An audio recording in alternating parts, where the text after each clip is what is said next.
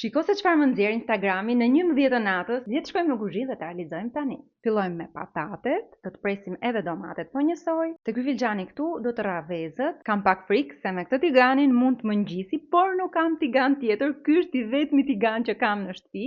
U bën shumë kohë që nuk konsumoj më ushqime të tilla të skuqura. Vetmja gjë që bëj është omleta dhe aty përdor gjithmonë gjallë. Mua patatet më pëlqejnë pak kërt, por nuk është kjo e vetmi arsye pse i lash kaq shumë, por edhe sepse doja të isha e sigurt që vërtet janë skuqur. Vendos domatet, krip, piper edhe në fund 2 vezë të rrahura, përsipër edhe pitja.